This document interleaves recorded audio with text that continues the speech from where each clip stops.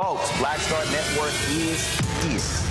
Hold no punches! I'm real revolutionary right now. Support this man, Black Media. He makes sure that our stories are told. Thank you for being the voice of Black America, Roland. Stay black. I love y'all. All momentum we have now, we have to keep this going. The video looks phenomenal. See, there's a difference between Black Star Network and Black-owned media and something like CNN. You can't be Black-owned media and be scared. It's time to be smart. Bring your eyeballs home. You dig?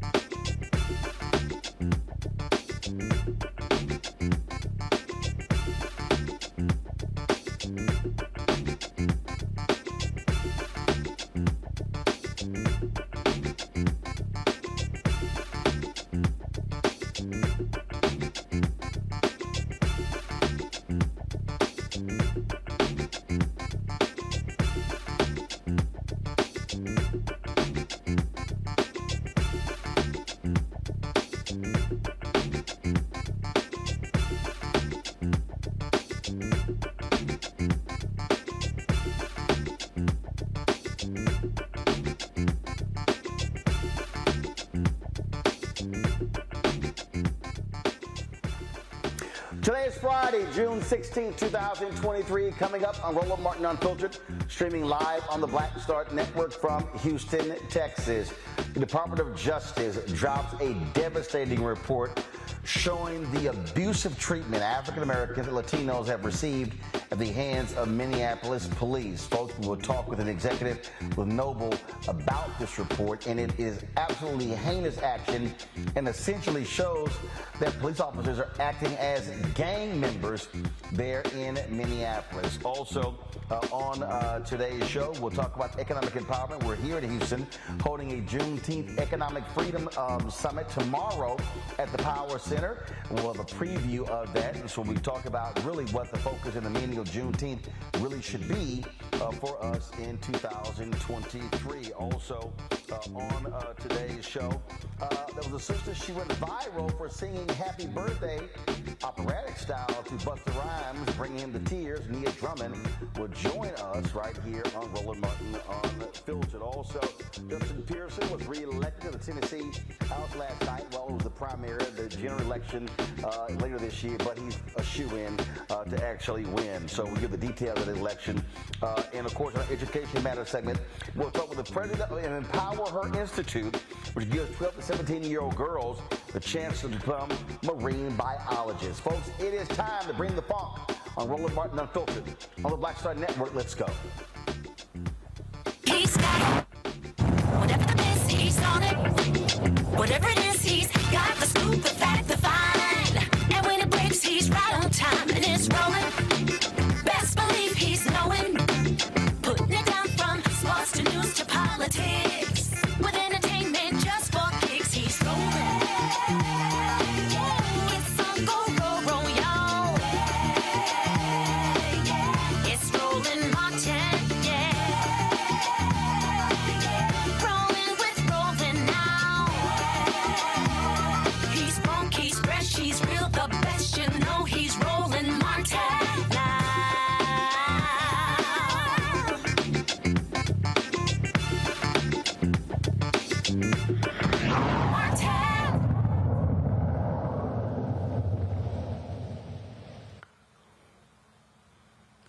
The Department of Justice today dropped a bombshell report showing that the Minneapolis Police Department on many occasions violated the constitutional rights of numerous African Americans and Latinos in that particular city, in addition to Native Americans. And also they engaged in a pattern of discrimination. Folks, Attorney General Merrick Garland made this announcement today. The Department of Justice has concluded that there is reasonable cause to believe that the Minneapolis Police Department and the City of Minneapolis engaged in a pattern or practice of conduct that violates the First and Fourth Amendments of the United States Constitution. There is also reasonable cause to believe that they engage in conduct that violates Title VI of the Civil Rights Act of 1964, the Safe Streets Act, and the Americans with Disabilities Act.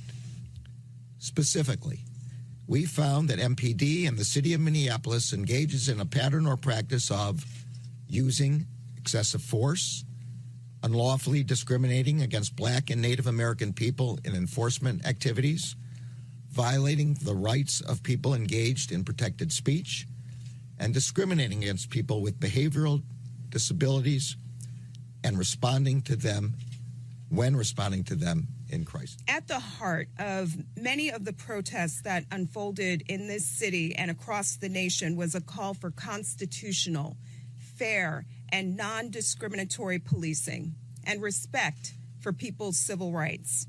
Today, we're here to take an important step toward answering that call and committing to the task of building out a core feature of American democracy, an effective, accountable police department that ensures respect for constitutional rights, garners public trust, and keeps people safe.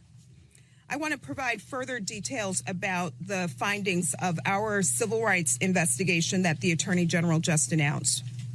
First, we found that the Minneapolis Police Department uses excessive force, both deadly and less lethal.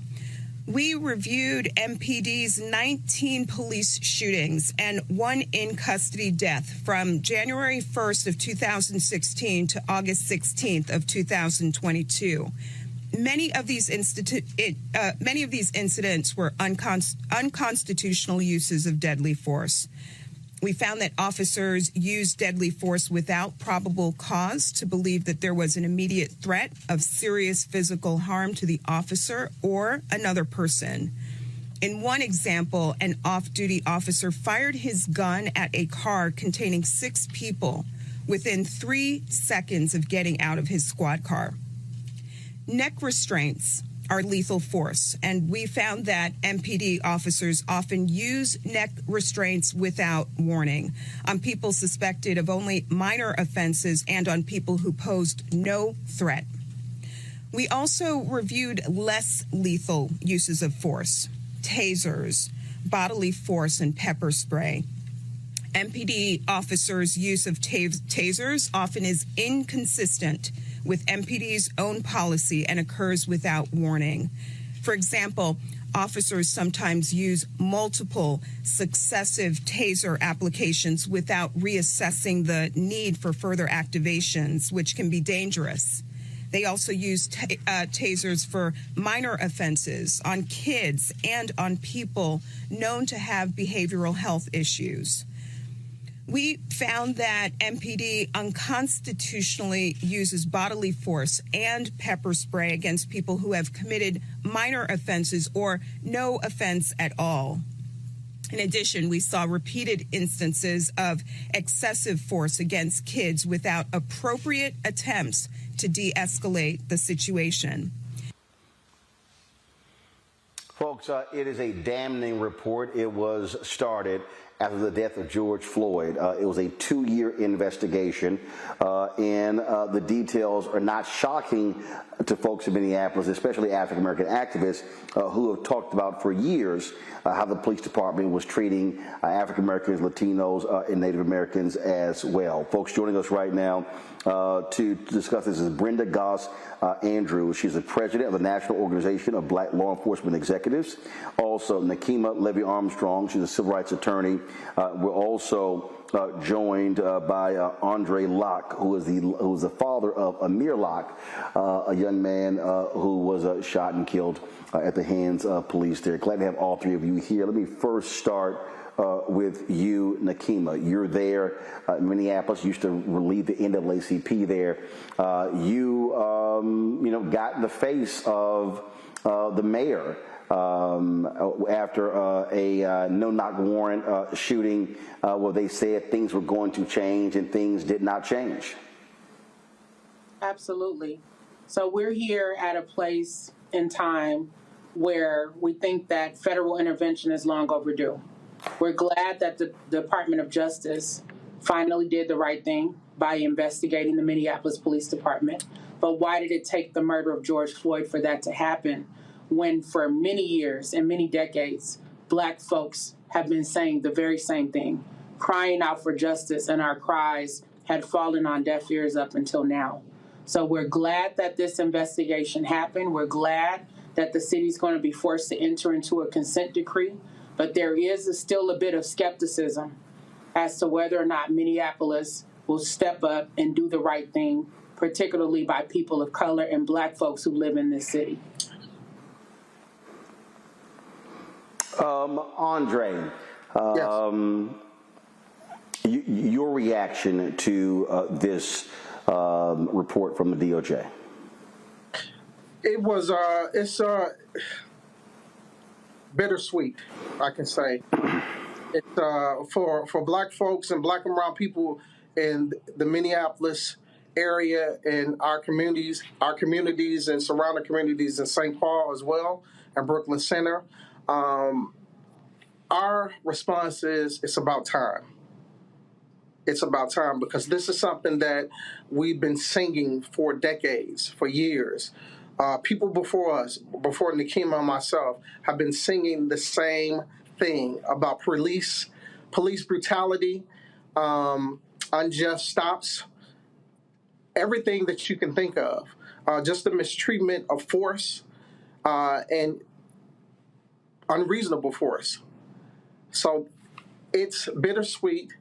It's something that, as Nakima was saying, I'm a little skeptical of what Minneapolis would do at this point, because at this point they're trying to even sweep my son's death under the rug by putting in a dismissal for his case. Brenda, how should police leaders, rank and file, react to this type of damning report? Well, first of all, to your caller just now, condolences on what happened to your son. Yes, this is a 92-page report. I haven't had an opportunity to read it all. I do applaud that it has happened, but I do understand their comments about the skepticism because this has gone on too long in our country. I spent 30 years on the Detroit Police Department, and I started off as a young officer on the street all the way up to a deputy chief. So I operated in both worlds, so I do understand that. This pattern or practice has been going on for a long time, and it's a shame in America that we had to get to the death of George Floyd to finally start really looking at this through the right lens, where we'll have an opportunity to change the police culture. And Roland, that's what we need to talk about. How do we change the police culture? Because this is not the first time, and I hope it would be the last time, but we still hear stories of that. So police leaders need to really pay attention to what has happened in Minneapolis and go back and read this report. I read through it. It has a lot of implications for training, for supervisory training. But you can put all that together, but you have to change the culture, starting from the top, starting from that CEO, that we will not have disparate treatment of people. We will not violate people's civil rights. And that has to be the message. You can do training all day, but that message must come from the top and cascade all the way to that officer on the street, that this type of behavior will not be tolerated. Not only will it not be tolerated, but that we're going to deal with you. We're going to prosecute you. We're going to terminate you, that we're going to take action instead of sweeping some of these things under the rug when we know who some of these problem officers are in the department. So that would be my message to leaders out there. Just use this report and comb through it, because it talks about training, it talks about policies, it had 18 remedial measures for Minneapolis to take. And I just say, police chiefs and leaders, go through this report and just check it off and see where you are in your department in relation to this report.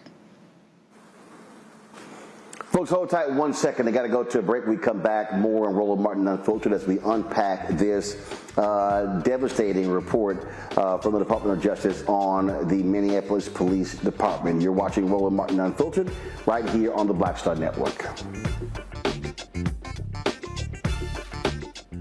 Hatred on the streets, a horrific scene, a white nationalist rally that descended into deadly violence. White people are losing their damn minds. An angry pro-Trump mob storms the U.S. Capitol.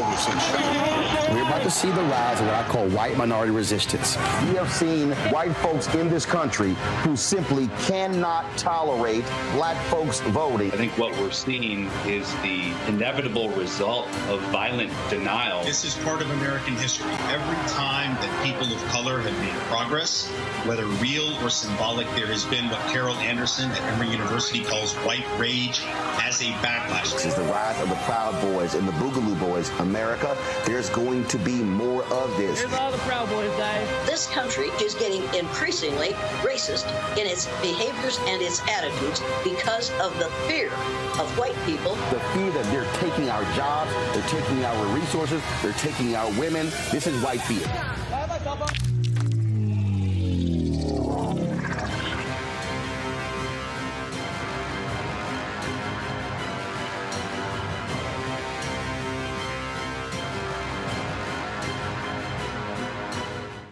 Black Star Network is here. Oh, no punch! I'm real revolutionary right now. Thank you for being the voice of Black America. All momentum we have now, we have to keep this going. The video looks phenomenal. See, there's a difference between Black Star Network and black-owned media and something like CNN. You can't be black-owned media and be scared. It's time to be smart. Bring your eyeballs home. You dig?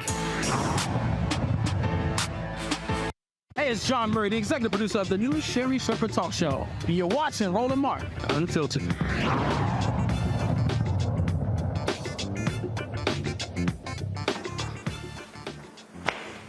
All right, folks, welcome back to Roland Martin Unfiltered as we continue to talk about this Department of Justice report.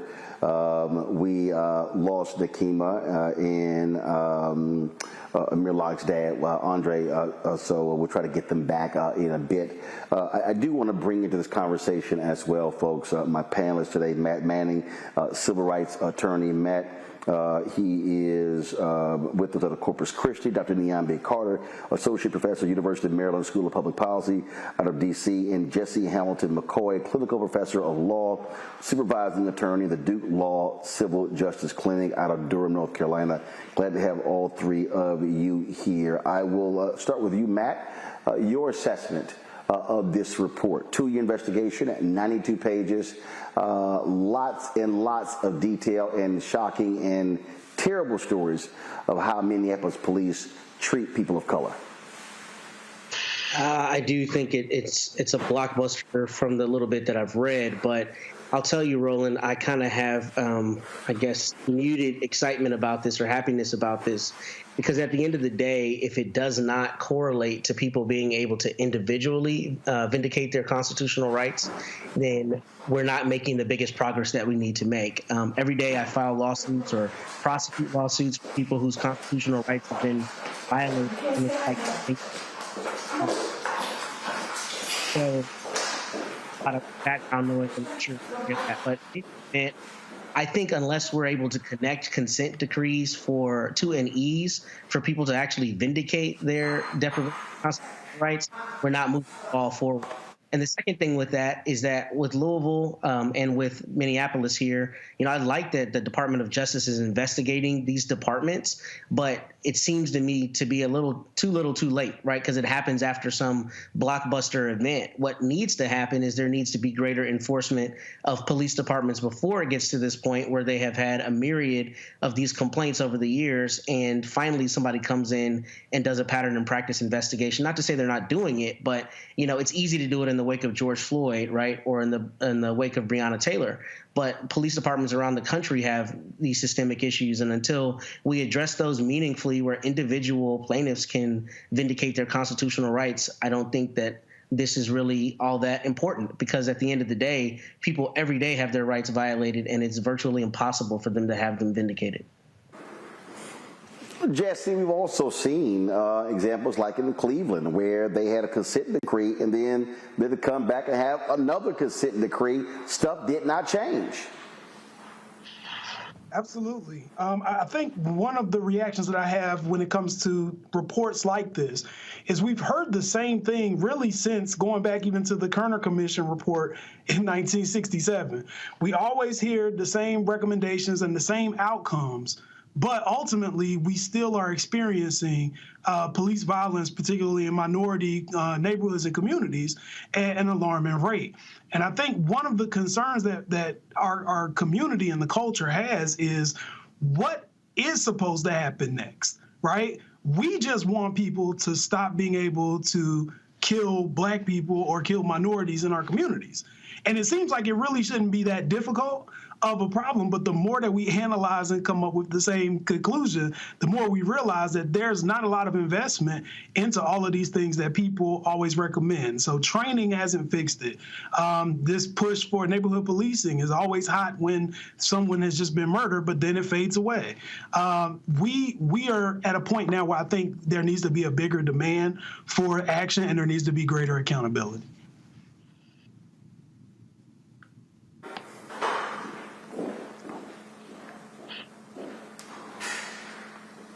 Niambi?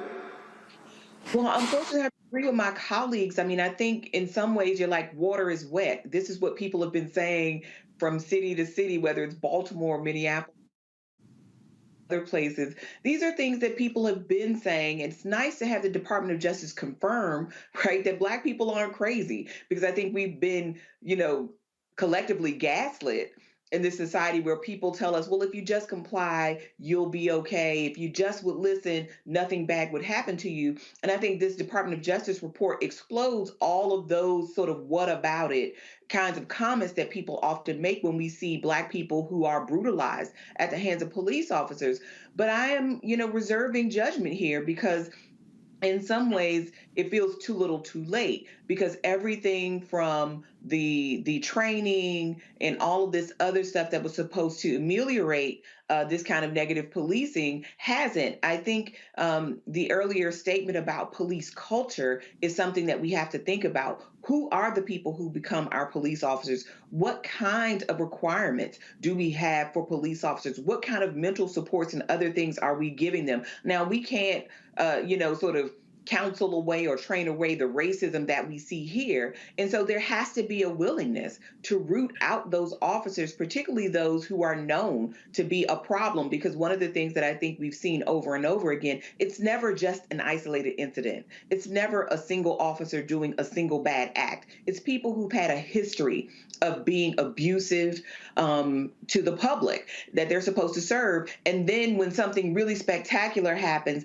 then there's all of this attention. But very rarely does it ever end with an officer losing their job or losing their freedom. So I think we have to think more critically about the next steps, because none of these things by themselves are going to remedy the larger issue, which is Black people being brutalized and killed at the hands of these police departments. And it's not just white officers. And I think that's another thing that needs to be emphasized here. But it's still, again, something about the culture of policing is rotten in this country, and we have to talk about what that is. And this might be one step in that direction.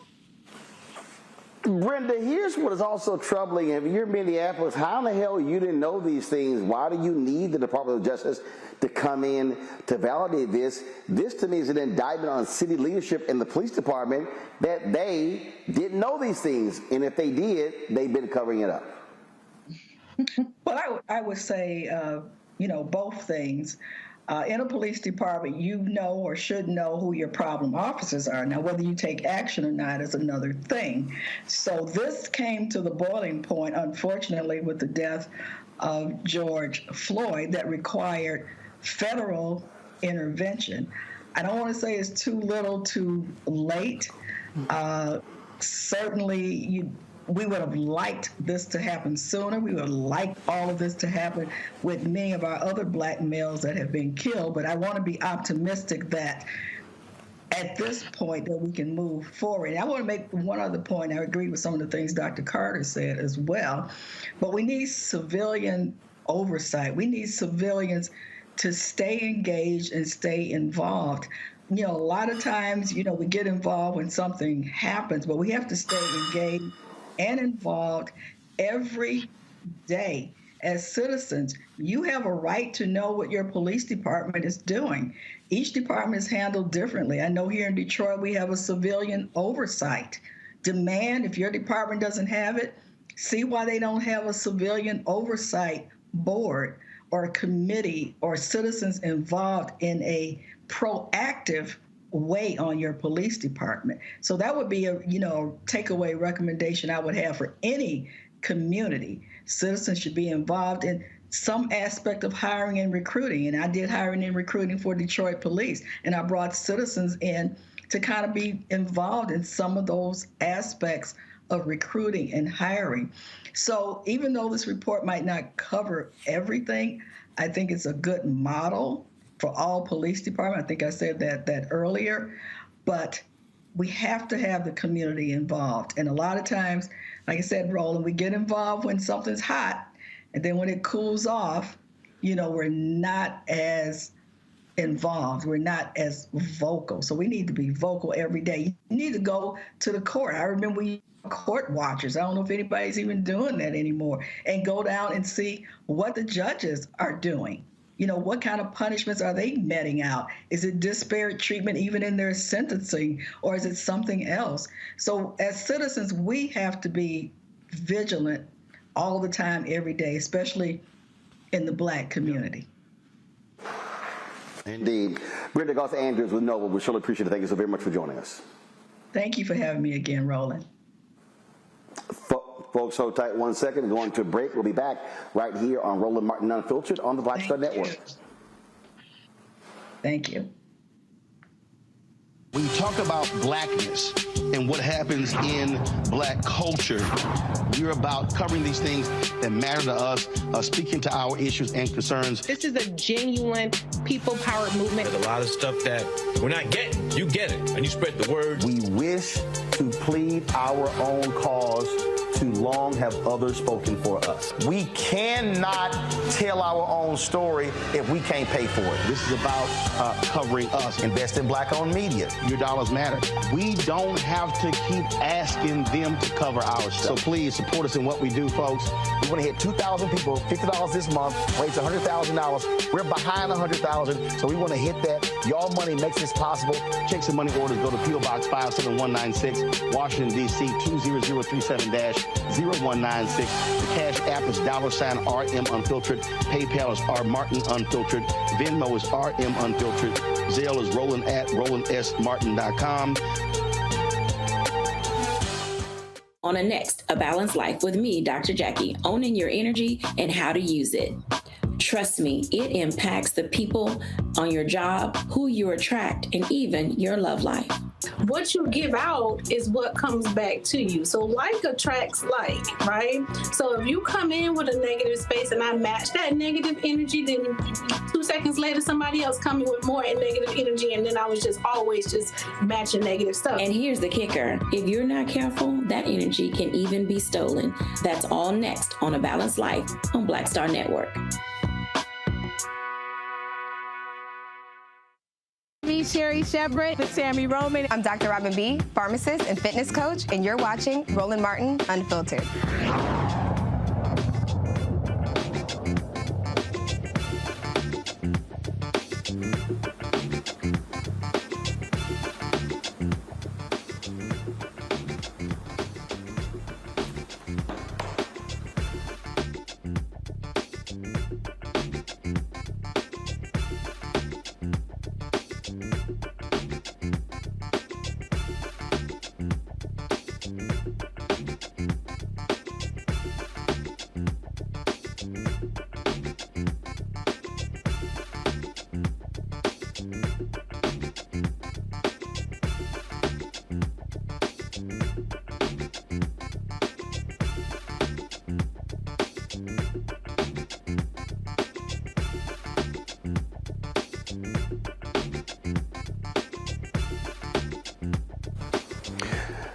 All right, folks, the NBA has brought the hammer down on Memphis Grizzlies guard JA Morant, suspending him without pay for 25 games beginning next season. Now, remember, he previously was suspended for several games. He issued an apology. He met with the commissioner, but then this was after, of course, he was on video on Instagram Live in a strip club brandishing a gun. Then, of course, after apologized the second time, he was in a car with a friend blasting hip-hop music, and he flashed a gun again.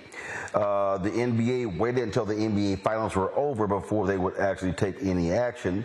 NBA Commissioner Adam Silver said this is about Morant's suspension. Jay Morant's decision to once again wield a firearm on social media is alarming and disconcerting, given his similar conduct in March for which he was already suspended 8 games. The potential for other young people to emulate Ja's conduct is particularly concerning. Under these circumstances, we believe a suspension of 25 games is appropriate and makes clear that engaging in reckless and irresponsible behavior with guns would not be tolerated. Now, the NBA said that Morant would also have to adhere to certain conditions before being reinstated. As I said, it's the second time he has been suspended in the last 3 months for showing a firearm on social media. Now the NBA Players Association, they have also responded to this as well. And so this here is a statement from the executive director of their union. And it's a very strong one. And as you expect, they are defending or raising questions about due process in the NBA. And this is one of the issues that immediately jumps out. Let me go ahead and read to you this statement. Again, this is the statement that is from the head of the players union. So you see it there on the screen, folks. You see her statement. I'm going to read this for you. She says, quote, and this, of course, is Tamika Tremaglio. She says, Ja has expressed his remorse and accepted responsibility for his actions, and we support him unequivocally as he does whatever is necessary to represent himself, our players, and our league in the best possible light. As to the discipline imposed, which keeps him off the court until December and requires some unstated conditions to be met before he can return, we believe it is excessive and inappropriate for a number of reasons, including the facts involved in this particular incident, and that it is not fair and consistent with past discipline in our league. We will explore with Ja all options and next steps. All right, let's get to it in our panel. Matt, look, you're a civil rights attorney. Your perspective on this is a lot of leeway the commissioner is given to make these decisions. And you have the players union who is saying, hey, was this even fair process to suspend him? Well, one, this is why unions are important, because they stand up for the values of their members, right, and the rights of their members.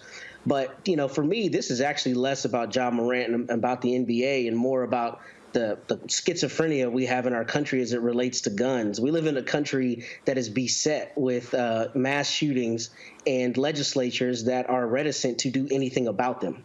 So for us to wax poetic and act like Ja Morant waving a gun in a car is a cardinal sin, when every day we see nothing but images of guns, and support thereof is just patently dishonest, if you ask me. Now, from his discrete issue as it relates to whether he sat with Adam Silver and told him he wasn't going to do it again, I mean, I think the punishment is a little excessive, particularly considering his youth. And, I like the idea that these are role models, but I also don't like the idea that they're held to some standard that's unreasonable for a 23-year-old. And that's just my personal opinion. But I think the bigger thing is we have to be honest about our position on guns and how we view them as a society. And it's absurd that somebody like Ja Morant is not playing basketball for 25 games, but every day we're bombarded with images of guns. And when people actually get injured with them, our legislatures cannot find a way to put meaningful checks on it. So with that, I would say we need to have a larger conversation about the role of guns in our society and our willingness to stand up to the powers that be and the moneyed interests that keep those guns on our streets and not regulated the way they should be. Jesse, let me ask you this question. Let's say you are an attorney for Ja, and you say, look, the man apologized once. Now you talk about 25 games, no suspension. But let's say there's an NBA player who is a hunter. Let's say he posted photos of him brandishing a gun. Would the NBA respond the same? And so you hear the executive director of the Players Association talking about this double standard. Your thoughts on that? Well, I mean, I think that's true. I mean, we do already have NBA players who are hunters and who have posed on social media sites with guns. That's happened. I think that this punishment was less about what Adam Silver is saying with influence and more about their view on insubordination. because they have talked to Ja Morant prior to about this same situation, and he had expressed remorse prior to. And I think the NBA has taken the position that they are less willing to accept his apologies and less willing to believe that he won't do this again. And they're using, in a sense, a cop-out of saying, well, his influence to kids or people who are watching might diminish the brand. But I think in actuality, it's more so showing Ja Morant that they plan to take this seriously moving forward, and that any deviation from what the NBA expects of him as a player and participant in this league will be harshly punished. Is it, I mean, look, you hear the executive director say there, Niambi, these unwritten acts that he is going to have to perform to be reinstated. And it's very interesting how people reacted to this. There are a lot of people who are like, oh man, this guy's an idiot. He's stupid. It's cost himself millions. You have others who are saying, well, why is he suspending Second Amendment rights? Others who like say, hey, the NBA is protecting its brand as well. And so to me, what this is the NBA, okay, we hit you with a license suspension before. You came and met with the commissioner, you apologized, said it wouldn't happen again. Boom. It happens again. This is their way of saying, keep playing around. You're going to see how serious we are about impacting your money. And keep in mind, he keeps this up, not only losing NBA job, losing endorsements, all sorts of things. Absolutely. And listen, I agree that this is about the NBA flexing its muscle and showing these players who's boss, so to speak. But this is also one of those conversations we need to have, because I agree with my panelists. All of these other things are playing in the background, and multiple things can be true at the same time. But this is what happens when you give 23-year-olds whose brains aren't even fully formed millions of dollars and then expect them to exercise the judgment of fully formed adults. So they look grown, right? They're big people. They play this game that entertains us. They make lots of money, but they're not grown-ups. I work with young people all day, and the decisions that they make sometimes leaves me scratching my head. This is how I know this young person is not a full-grown man. Now, I do think this is one of those sort of grow-up time moments for Ja Morant. I think we have to consider what choices come next, because working in the NBA is a privilege. The NBA is not like other institutions where you might work and the protections might look the same as if you were in a different kind of employment space. So I think that also has to be considered. I do share those same concerns, though, as the union, where the NBA can say you have to meet these requirements. You don't know what the requirements are. So you're signing up and agreeing to something because you are being held to account by this organization where you really, I mean, you have some bargaining power, but not really. Ultimately, the NBA is going to be the NBA. And so if they decide that Ja Morant has to go, there will be somebody else waiting in the wings to take his spot. So it's not going to cease functioning as an institution. But these kinds of vague requirements really only serve the NBA. They don't serve Ja Morant or his assistants, right, to become a better decision maker and become a more mature person in this position. So I think these vague requirements that the NBA has sort of said that they're going to ask of him, but have not actually delineated what those are, that should be cause for concern for many players, because I don't think this will be the last time that the NBA decides that something like brandishing a gun or some other behavior is beyond the pale, and then say, and you're going to have to do these things to be determined. I think that is always, that vague language always serves the institution and never the person who is subject to those kinds of requirements. Well, I would certainly hope there are some serious conversations in the Morant household, because if you're making $35 million a year and you're missing a quarter of the season, that's a hell of a hit on your pocketbook, just because you chose to brandish a gun on an Instagram Live. All right, folks, got to go to a break. We'll be back. Roland Martin Unfiltered on the Black Star Network. If you're watching on YouTube, hit that like button, folks. I want us to be over 2,000 likes for today, so hit the like button. Also, I want you to download the Black Star Network app, Apple phone, Android phone, Apple TV, Android TV, Roku, Amazon Fire TV, Xbox One, Samsung Smart TV. Also, join our Bring the Funk fan club. Your contributions absolutely matter. Send us to check and money order, P.O. Box 57196, Washington, D.C. 20037-0196. Cash App, $RM Unfiltered. PayPal's are Martin Unfiltered.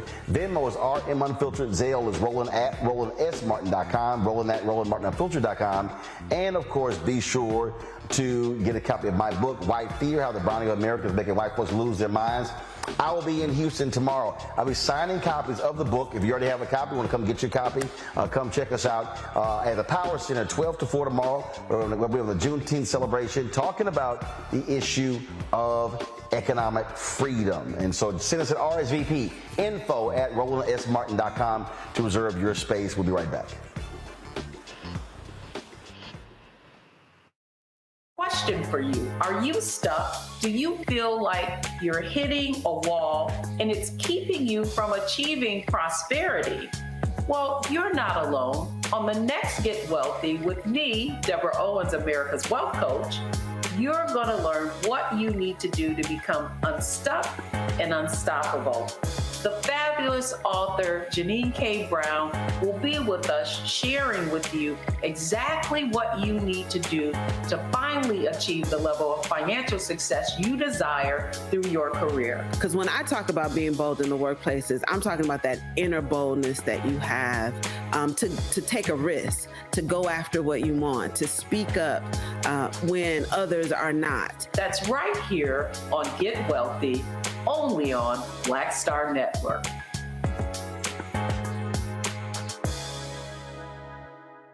Up next on The Frequency with me, Dee Barnes. She's known as the Angela Davis of hip hop. Monet Smith, better known as Medusa, the gangsta goddess, the undisputed queen of West Coast underground hip hop. Pop locking is really what indoctrinated me in hip hop. I don't even think I realized it was hip hop at that time. Right. You know, it was a happening. Mm-hmm. It was a moment of release. We're going to be getting into her career, knowing her whole story, and breaking down all the elements of hip hop. This week on The Frequency, only on the Black Star Network. Hi, I'm Jo Marie Payton, voice of Sugar Mama on Disney's Louder and Prouder Disney Plus, and I'm with Roland Martin on Unfiltered.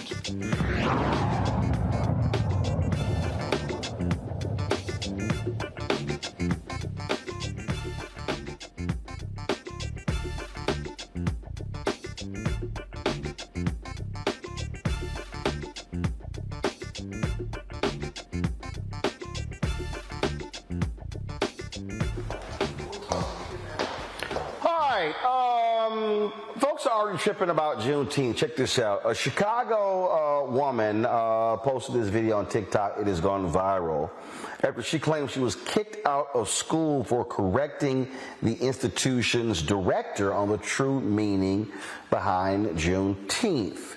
All right, so listen to the video she posted. So today, I got kicked out of school because the director at my school didn't like the feedback that I had for her about something that she said in class.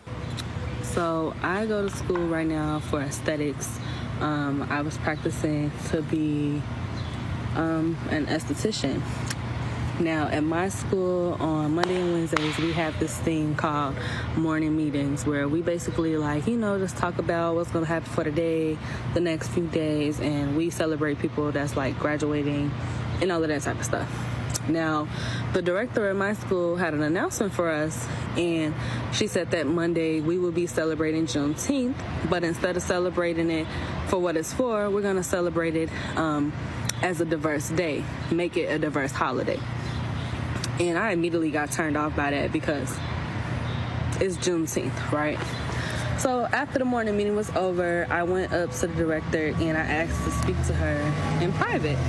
We went into her office, and I basically explained to her, I'm like, yeah, the way you worded it at the morning meeting today, I didn't like how you said it because Juneteenth isn't a diverse holiday. It's, it's not a diverse holiday. It's not where we celebrate diversity. We celebrate African American independence. And she was basically telling me, like, yeah, you need to mind your business because you don't know what I have planned for Monday. We're a diverse school, therefore we're going to celebrate this holiday as a diverse day. And I was immediately turned off because that's not what Juneteenth is about, right? So after that, I went back into the classroom, and some of my classmates were like asking me, like, what did she say? Because we were all in agreement that that's not what Juneteenth isn't about. We don't celebrate Cinco de Mayo as diversity. We don't celebrate Haitian Flag Day as diversity. We don't celebrate Indigenous People Day as diversity, So I felt like, why would you take our holiday and try to make it something that it's not? So while I was in the class, we were all talking about, just basically what had happened at the morning meeting. The director storms in after me, and she's like, yeah, you need to come here. And I just asked her, I said, you want me to go home, don't you? She was like, yeah, get your stuff and leave. You will be suspended. And I'm like, suspended? Suspended for what? And she's like, yeah, so now you need to leave my campus before I call the police. So after that, we got into an argument because I had to tell her it wasn't even that deep.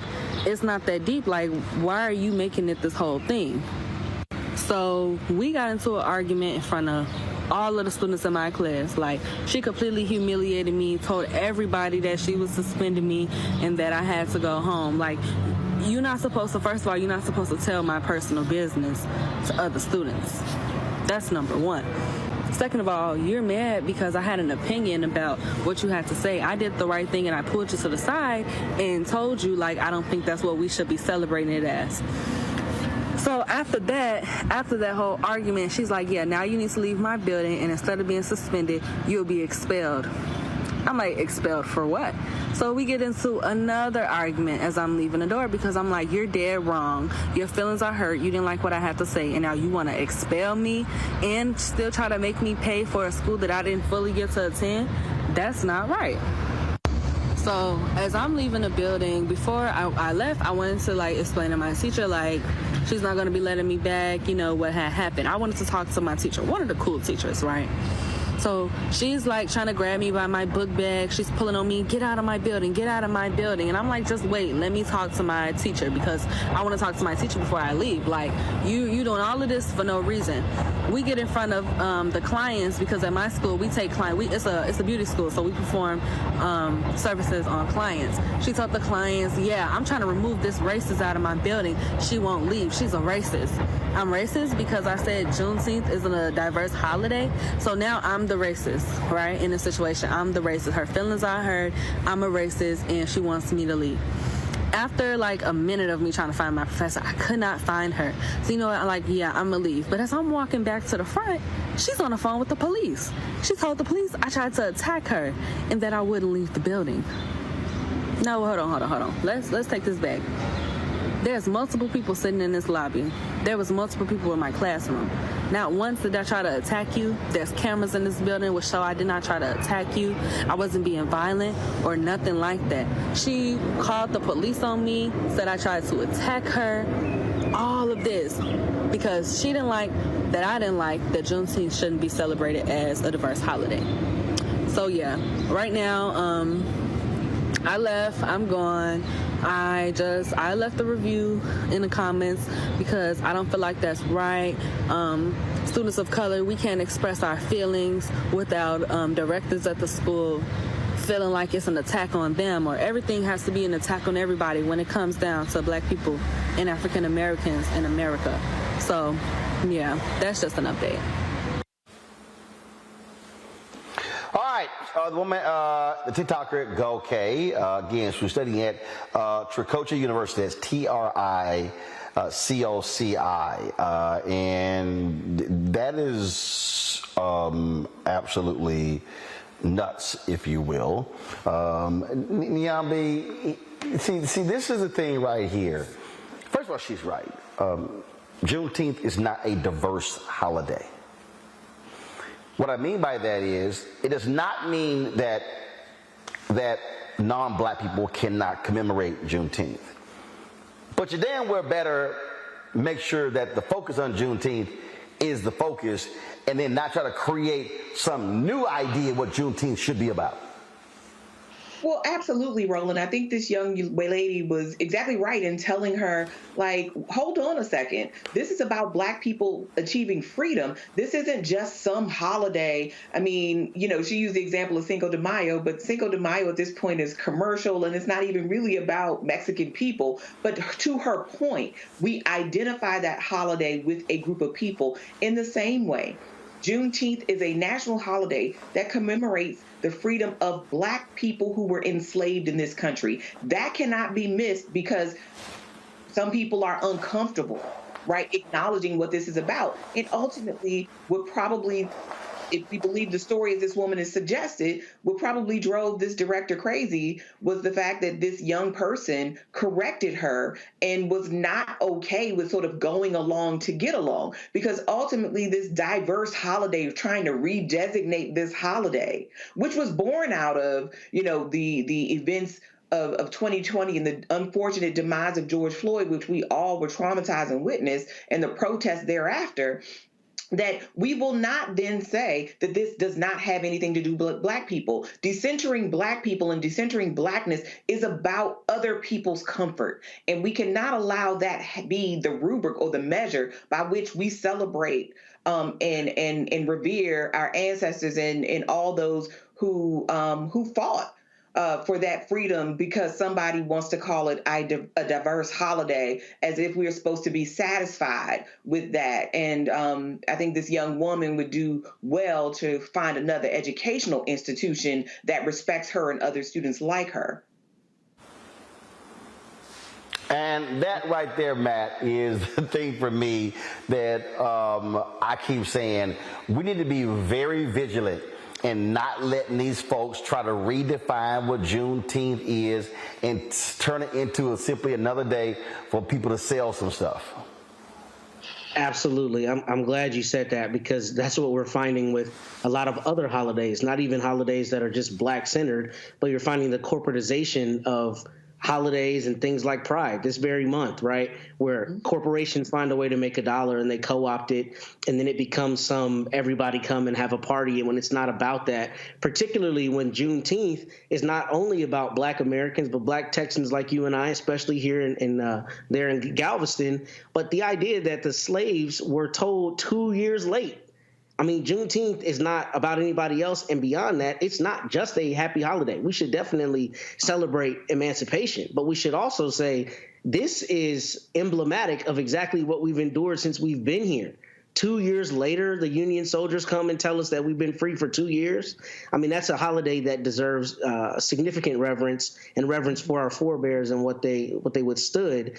And the idea that it gets whitewashed, so to speak, and becomes everybody's diversity holiday is grossly offensive. And that's precisely the kind of thing we have to be vigilant against. Look, we talk about DEI on the show. We talk about a lot of things in terms of inclusion, but inclusion does not have to mean erosion, where we should not have our history and the reverence that should be duly applied eroded for other people's comfort, as Dr. Nyambi said. So with that, I'm glad that this sister stood up, because this is grossly offensive to try to make this about anything other than our people and emancipation. Just that's like somebody saying, let's make St. Patrick's Day diverse. Absolutely, man. I understand. Well, look, I think, anytime that I talk to my students about Juneteenth in the first place, I think it's important to understand that there's kind of two sides to that story. And just like my fellow panelists talked about, people who were informed about their emancipation way late. But then there's another piece that people don't deal with, which is the massacre of the people when they are no longer able to be exploited by the white system, right? And I think it's important for us to see both sides of that, since now this has become a national holiday, mainly because we know that once things become national holidays, they get co-opted. You'll see Juneteenth ice cream at the store. That's not really what this is about. And so what we're trying to do, and what this student rightfully did, was try to educate people. If you're going to tell folks about Juneteenth, tell them about what Juneteenth is. Don't allow, particularly in a time of, we see what's happening in Florida, rolling out all of these things to take away not just critical race theory, but Black history. We can't allow the whitewashing of Black history to continue to the point where there's nothing that is specifically reserved for the culture. Absolutely. And so, again, we must remain vigilant to protect it, what it is. And look, I told y'all, the people out here be talking about, no, we never asked for this. No. A lot of us did. And we perfected how to celebrate this in Texas. It's been a state holiday since 1980, y'all. And so just ask some of us from Texas if you're confused as to how to celebrate Juneteenth. Got to go to a break. We'll be back on Roland Martin Unfiltered on the Black Star Network. Next on the Black Table with me, Greg Carr, a very different take on Juneteenth with the one and only Dr. Sunyata Ahmed. We'll explore the amazing foods, remedies, and rituals that are a part of our history and the Juneteenth holiday. So it's our responsibility to return the healthier version to our folks instead of just the red liqueurs marketed to us, the red sodas and the other things. I mean, why does the Kool-Aid man have to sound like Louis Armstrong? He's like, oh yeah! Yeah, right. An enlightening and tasty hour of the Black Table, only on the Black Star Network.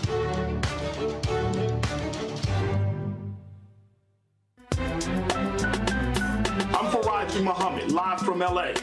And this is The Culture. The Culture is a two-way conversation. You and me. We talk about the stories, politics, the good, the bad, and the downright ugly. So join our community every day at 3 p.m. Eastern and let your voice be heard. Hey, we're all in this together. So let's talk about it and see what kind of trouble we can get into. It's The Culture. Weekdays at 3, only on the Black Star Network.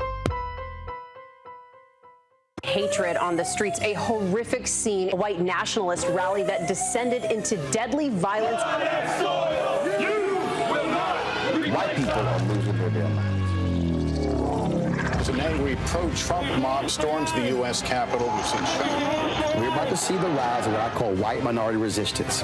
We have seen white folks in this country who simply cannot tolerate black folks voting. I think what we're seeing is the inevitable result of violent denial. This is part of American history. Every time that people of color have made progress, whether real or symbolic, there has been what Carol Anderson at Emory University calls white rage as a backlash. This is the rise of the Proud Boys and the Boogaloo Boys. America, there's going to be more of this. Here's all the Proud Boys, guys. This country is getting increasingly racist in its behaviors and its attitudes because of the fear of white people. The fear that they're taking our jobs, they're taking our resources, they're taking our women. This is white fear.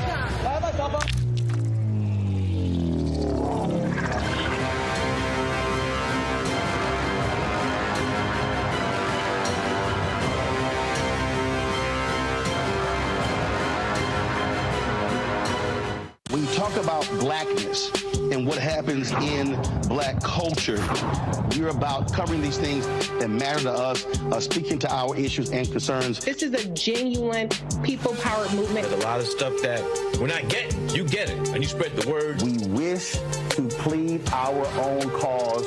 Too long have others spoken for us. We cannot tell our own story if we can't pay for it. This is about covering us. Invest in black-owned media. Your dollars matter. We don't have to keep asking them to cover our stuff. So please support us in what we do, folks. We want to hit 2,000 people, $50 this month, raise $100,000. We're behind 100,000, so we want to hit that. Y'all money makes this possible.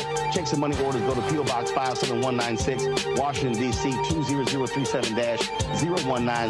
The Cash App is $RM Unfiltered. PayPal is R Martin Unfiltered. Venmo is RM Unfiltered. Zelle is Roland at RolandSMartin.com. Hi, my name is Freddie Ricks. I'm from Houston, Texas. My name is Sharon Williams. I'm from Dallas, Texas. Right now, I'm rolling with Roland Martin, unfiltered, uncut, unplugged, and undamn believable. You hear me?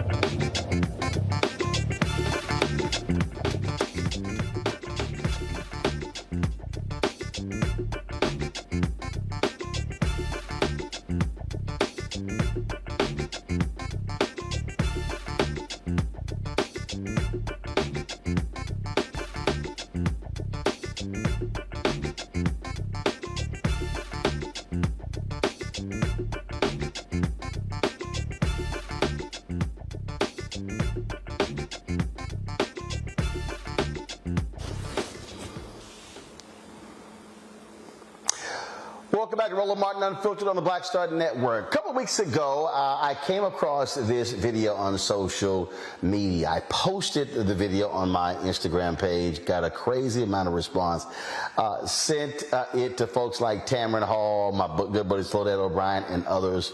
And it was of a sister who came across Busta Rhymes, and she said, you know what, I want to sing happy birthday to you. Well, he probably was just thinking, she just gonna say happy birthday, you know, traditional happy birthday. Yet she went non-traditional. Check this out. Watch me sing happy birthday to Busta Rhymes. Now, is this the full one? Oh my God! Nia, yes, it's all. Yes. Okay, you gonna get surprised? Okay, she sings in real life. In real life, in real time.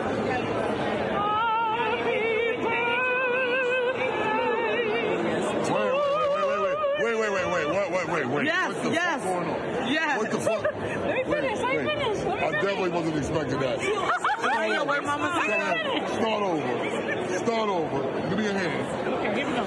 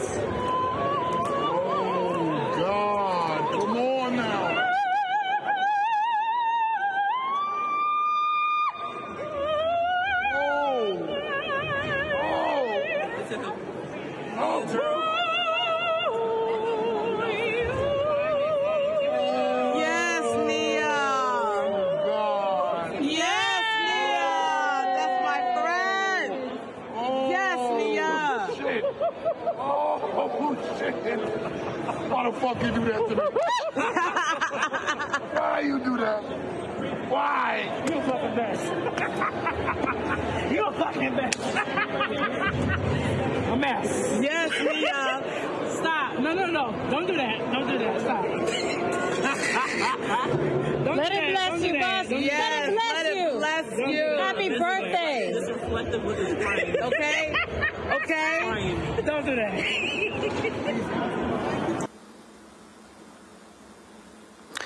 Well, that night, I sent Nia Drummond a direct message on social media saying, hey, want to have you on the show, and she joins us now. Nia, glad to have you here. So good to be here. Hello, Mr. Roland Martin. So great to be here. So first off, what is your background? Are you a professional opera singer? Is it just something that you do in your own spare time? Well, I actually went to school. I went to SUNY Fredonia for classical voice. But I've been singing, before classical voice, I've been singing different genres like jazz and gospel and pop, basically a little bit of everything. So what was this event you were at where you encountered Busta Rhymes? Well, I was at the Gordon Parks annual gala at Cipriani's on 42nd Street, and I was there as a former winner of the scholarship in partnership with the Gordon Parks Foundation and Young Arts, which is an organization tailored for young people. And I was the first winner 11 years ago, actually. And I reconnected with the executive director, Peter Kuhart, of the organization, and he was like, we would love to have you. So I came that year, this particular year. So was the event over? Was this at the end? Were folks clearing out when you came upon Busta Rhymes? The event was over. The lights were up. People were taking flowers. The people were clearing up all the plates and everything. And this is right after D-Nice played a set. And at the end of the gala, Busta walked in, coming from a different event, and he was there. And I was like, wow, that's Busta Rhymes. And so you decided to roll up on him and say, I got something for you for your birthday. Essentially, yeah. So what happened was, yes, it was Busta Rhymes, and I'm like, I'm from Brooklyn, he's from Brooklyn, that's a legend, that's so much respect. But I wasn't necessarily going to speak to him. I was more so interested. His personal assistant showed up with a tracksuit on, with like a sweatsuit, and that took me for a surprise. And he showed up to a gala with a sweatsuit on. I was like, who are you? I need to have a conversation with you. Just because of that, and that ended up being Busta's PA. And then I found out it was his birthday, and then I felt something tell me, you should sing happy birthday to Busta. Yeah. And then that happened, and he obviously was quite emotional by that. The video stopped there, and he was shedding real tears.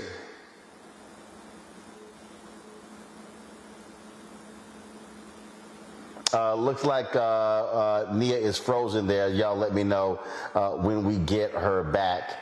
So we could continue our conversation. Certainly, a lot has changed for her. She has been on the Tamron Hall show. She has done interviews all over the place, and so that's what happens when viral moments are captured like that. Hundreds of thousands of views of that particular video on all social media platforms.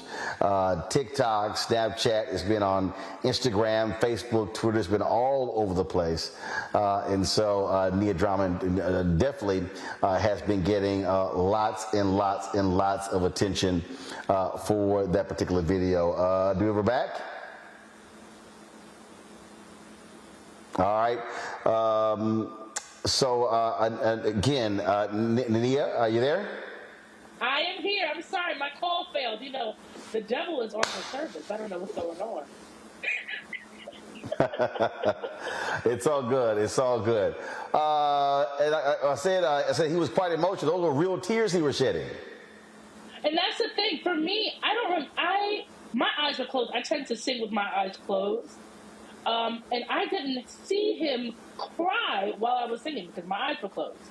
But I know for a fact that he was extremely emotionally overwhelmed, especially after the fact.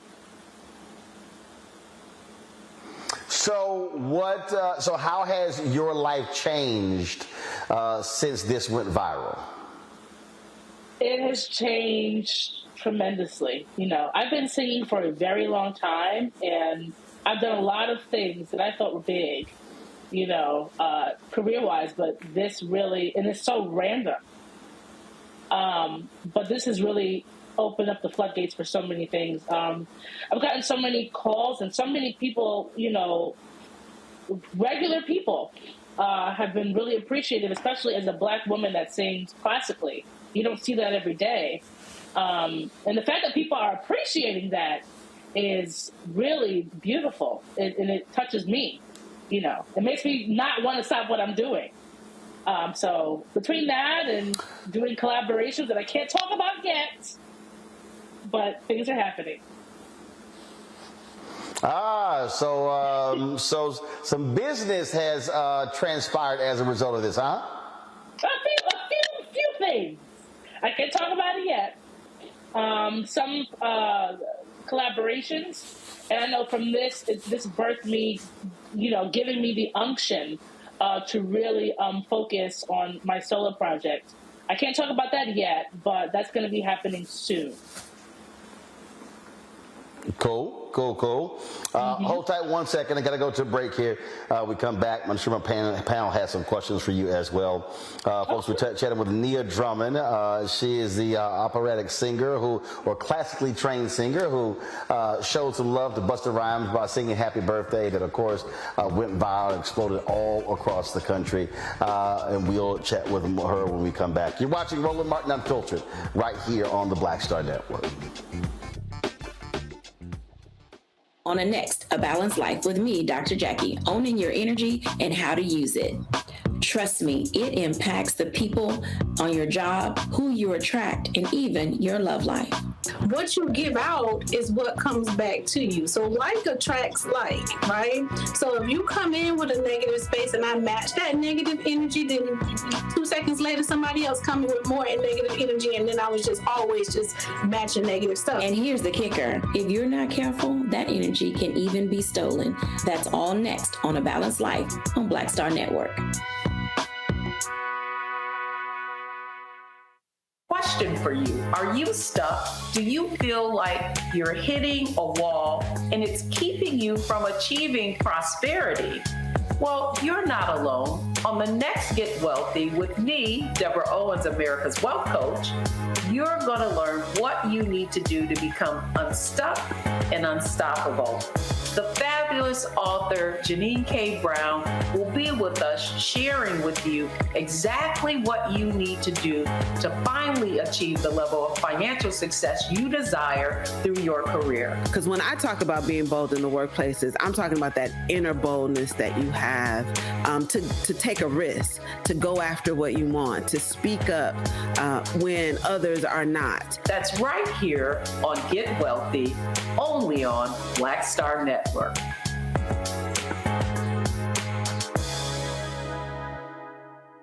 Hello, I'm Marissa Mitchell, a news anchor at Fox 5 DC. Hey, what's up? It's Tammy Roman, and you are watching Roland Martin Unfiltered.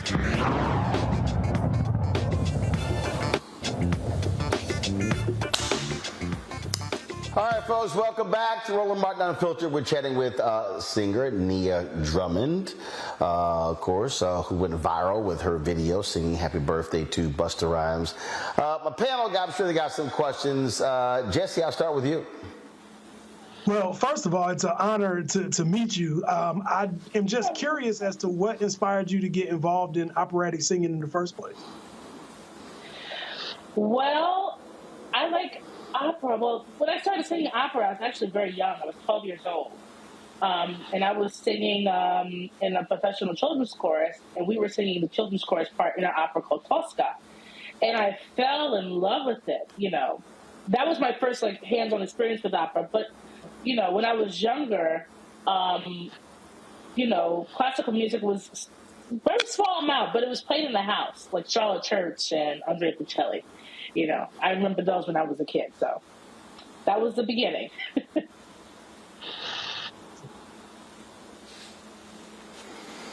Niambi.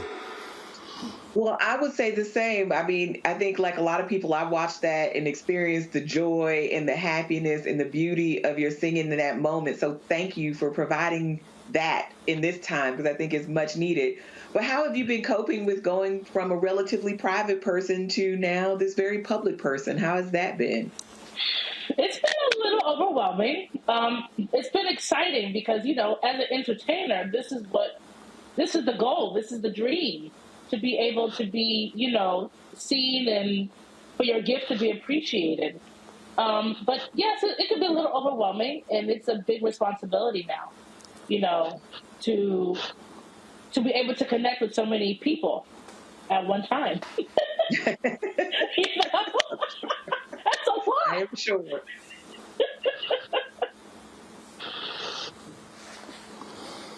Matt. Well, let me first say, Nia, your voice is exquisite, just positively beautiful.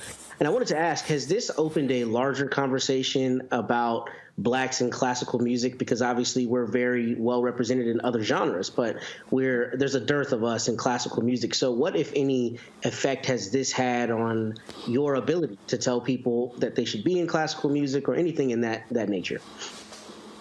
Well, I definitely think that, you know, especially as someone that's from New York City, there's actually a very good amount of classical singers that, you know, just so happen to be Black.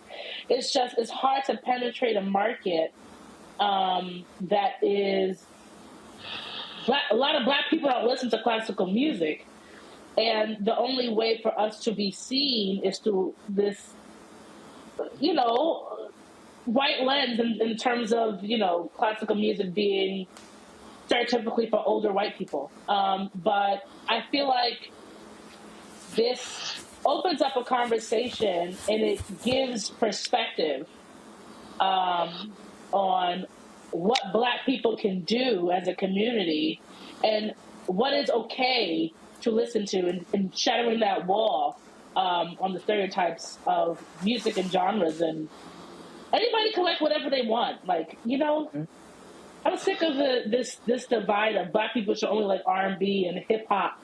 You know, white people should only like rock and this genre and that genre. You know, we should all enjoy whatever feels right to us. You know?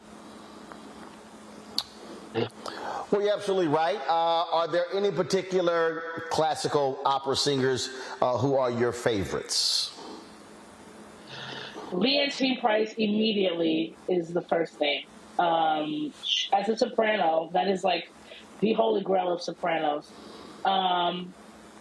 Jesse Norman, incredible voice, incredible interpreter. Young singers, well, not young singers, but current singers, I would say LaTanya Moore, she's incredible. There's a lot of classical singers out there, Black classical singers that are doing their thing. And I have a lot of people. Denise Graves? I'm sorry? Of course Denise Graves. Of course Denise Graves. Denise Graves is incredible. It's just hard to think of all the singers at one time.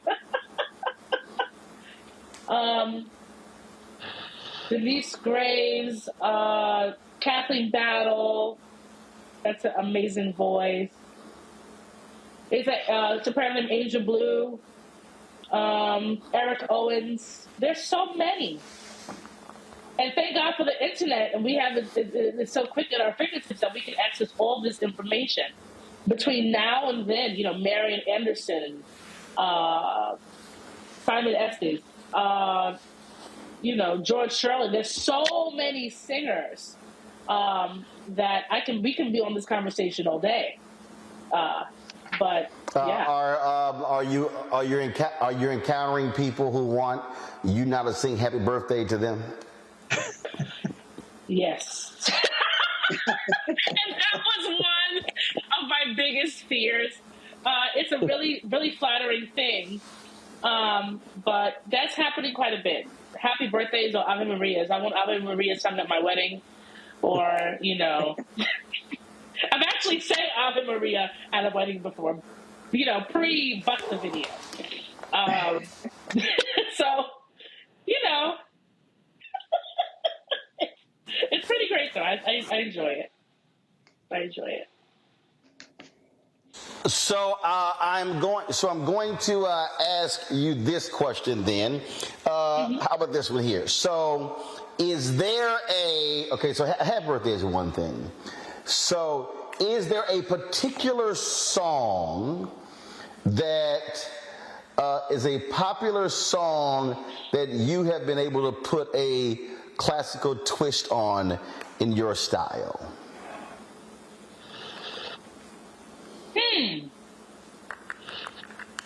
Popular song, do you mean like a current song? Or do you mean just popular in general? A song? No, I mean, it doesn't matter. But let's just say there's a popular song that, you know, a lot of us know, but, you know, when you sing it in your classical style. One of my favorite songs of all time is like for instance, is there? Say it again. One of my favorite songs of all time is "Summer Over the Rainbow." Got it. So, like, is there an Anita Baker, a Patti LaBelle? Is there a Mays? Is there a Luther Vandross song? Is there a Dionne Warwick song? Is there a song that again that we know but that you? There's a Dionne Warwick. I don't know if this will count though. I don't know if many people know this song. There's a Dionne Warwick song called "Alfie" that I love. That can be done easily operatically. Easily. Well, I mean, anything Burt Bacharach since it's so easy, let's go. Okay, don't be mad at me because these headphones might blow. Okay? We're all right. What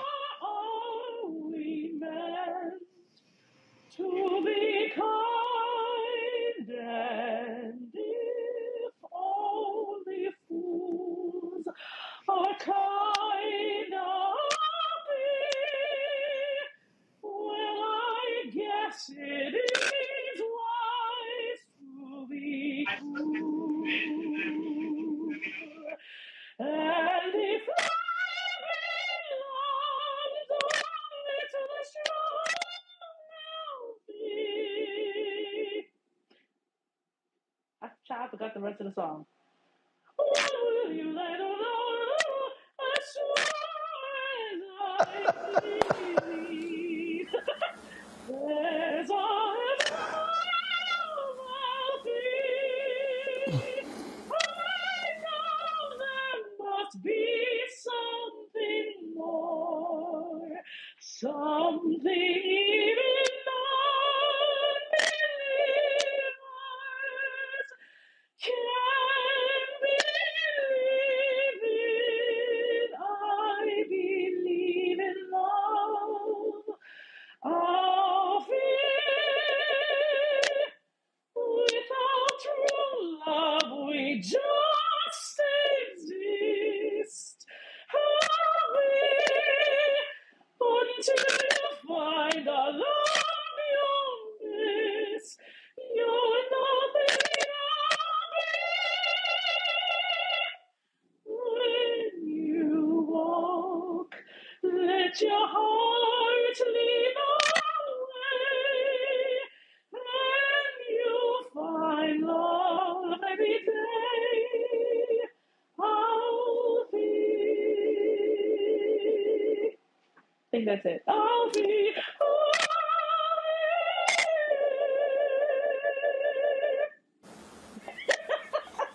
All right, then. It's a lot of Alfie fans in our chat room. A lot of folks, they're like, Johnny Mathis did a version of that. The Delphonics did a version of that. And so they're all weighing in. Nia Drummond, we appreciate it. Congratulations. All the great stuff has come your way. We look forward to those undisclosed projects, those collaborations, once they come to fruition. I would love to say something really quick before I go, if you don't mind, Mr. Rowland. I just wanted to say that I'm so thankful for you all the support, and thank you, Roland, for all your support in posting the video and sharing it. Especially with time, as you know, I was just from Tamron Hall, and I'm so glad to be here with you today. And I just wanted to say that while doing all these projects, I did start a Patreon to have people be able to support and see some of the behind the scenes stuff that I'm working on. So it's just going to be on www.patreon.com/Nia Drummond. All right, patreon.com/Nia Drummond. All right, folks, check it out and support Nia in her work. Nia, we appreciate it. Thanks a lot. Thank you so much.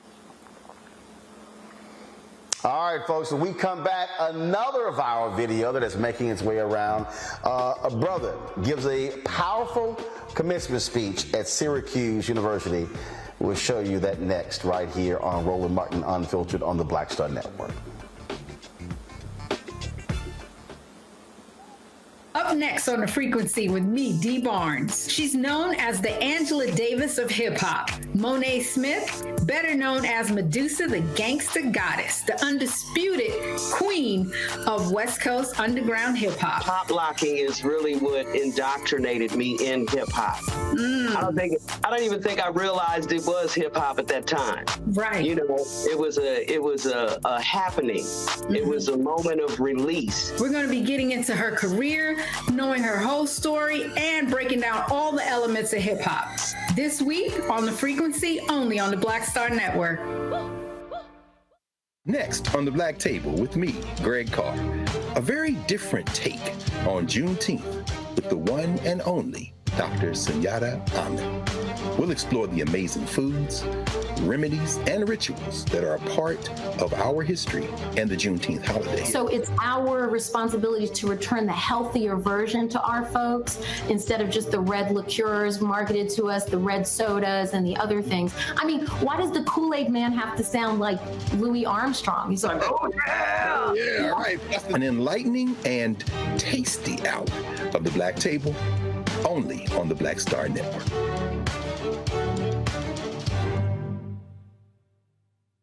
Hello, we're the Critter Fixers. I'm Dr. Bernard Hodges. And I'm Dr. Terrence Ferguson. And you're tuned in to Roland Martin Unfiltered.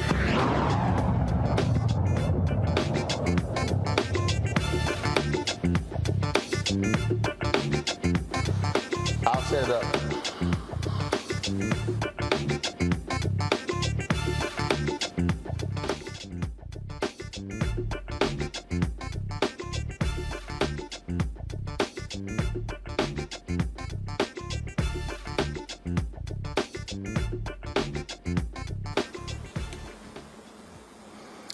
we've been in commencement season for the past month, and there have been a lot of speeches we've heard about, some critical, some others that have ticked folks off. But there's a speech by Jordan Pierre, graduate of Syracuse University, that is getting rave reviews from folks all across the country. And in a moment, we're going to have his video. We don't have a video ready yet. All right, so again, his name is Jordan Pierre, and he is, yes, a member of the greatest fraternity of all, Alpha Phi Alpha Fraternity Incorporated. Again, I came across this video, and so many people have been sharing this video saying, man, you got to check this out. You got to watch this video. And so we want to share it with you, and let's do that right now. Here's Jordan Pierre at Syracuse University commencement.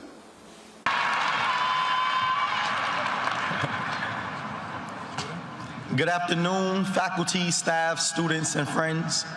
My name is Jordan Pierre, and I'm currently a senior, majoring in broadcast and digital journalism with a minor in entrepreneurship and emerging enterprise. To be here today for me is much more than a ceremony. Today is much more significant because I come from a place where I've attended more funerals and court appearances than college graduations. To be here today is a barrier broken. I have my family in attendance today, and for many of them, this is the first time they have attended a college graduation.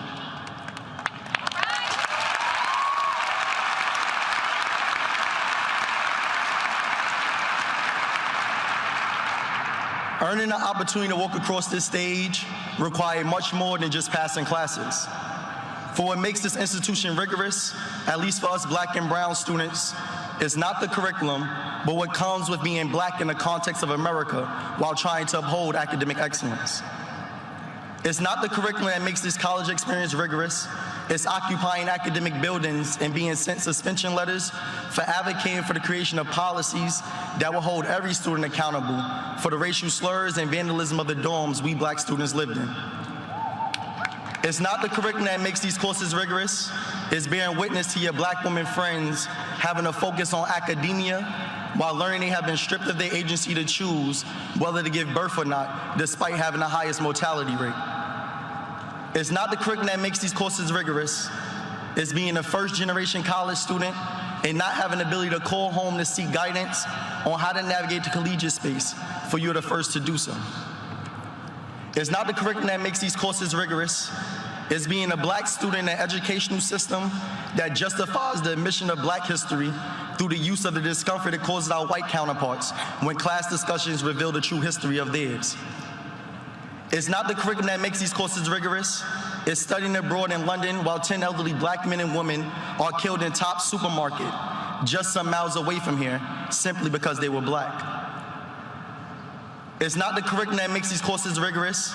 It's having to work 3 jobs on campus to pay your rent and assist your parents in paying theirs. Some of us in this room understand firsthand that the scholarships and financial aid we earned were not just funding us as students, they were funding our household and the community. It's not the curriculum that makes these courses rigorous.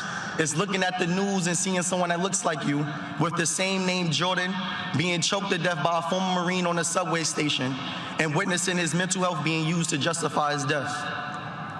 I say this all to emphasize the danger of a single narrative story, the danger of being left to formulate a preconceived notion of a community based on westernized media, and the danger of having a seat at the table to tell your own story. I often say that it's easy to dream, but it's hard to aspire to occupy a space that you have never seen someone that looks like you in. My presence here today will serve as proof to the next young Black man or woman that despite what comes with being a Black student at Syracuse University, it's possible to speak at the Newhouse graduation.